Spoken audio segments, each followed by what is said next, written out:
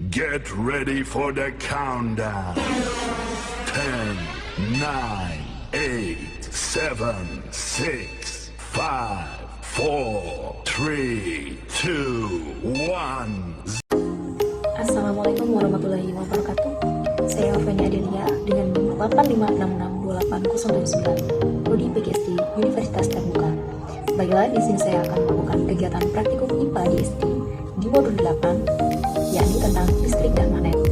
Nah, di sini saya akan melakukan kegiatan praktikum di KP1 tentang kelistrikan.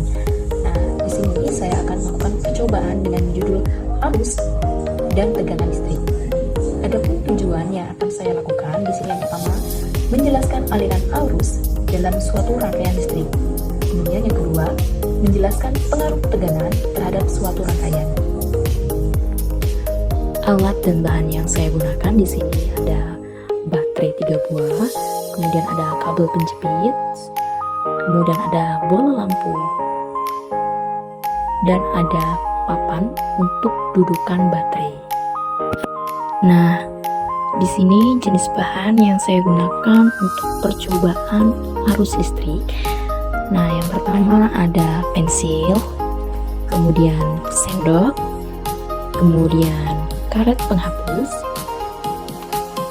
ada kawat besi, kemudian air garam, ada air keran, kemudian plastik, kertas, dan kayu.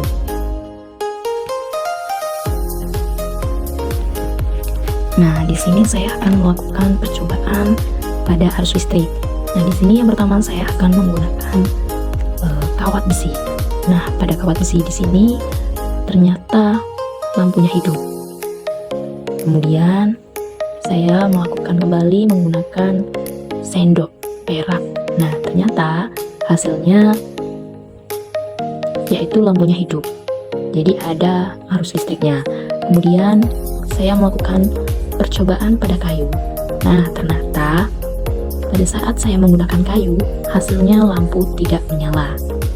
Jadi artinya di sini tidak ada arus listrik. Kemudian saya melakukan percobaan pada grafit atau mata pensil.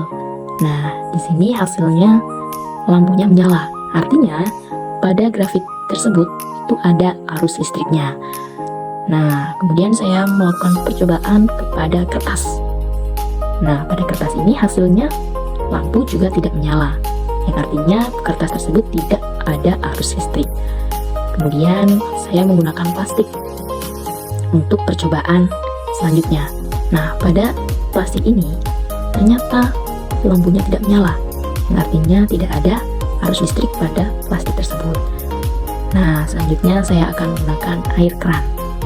Nah, ternyata hasilnya sama seperti plastik, kemudian kertas, kayu, hasilnya tidak menyala, yang artinya pada percobaan air keran ini tidak ada arus listriknya. Kemudian yang terakhir, saya menggunakan air garam. Nah, pada air garam ini ternyata pada lampu itu nyala.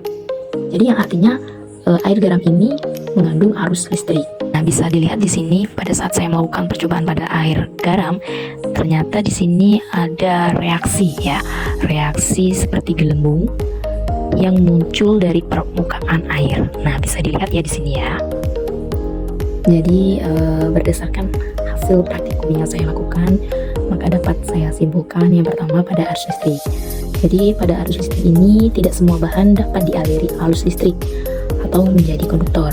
Karena dari bahan-bahan yang telah disediakan, maka bahan yang dapat dijadikan sebagai konduktor adalah kawat besi, sendok perak, grafit, air keran, dan air garam. Dan bahan yang tidak dapat dialiri listrik atau isolator yakni ada kayu, karet, penghapus, kertas, dan plastik. Kemudian yang kedua, tegangan listrik. Nah, pada tegangan listrik ini untuk menghasilkan arus harus ada muatan yang mengalir, sehingga lampu dapat menyala pada rangkaian listrik tertutup dan tidak menyala pada rangkaian listrik terbuka. Semakin besar sumber tegangan, maka nyala lampu akan semakin terang.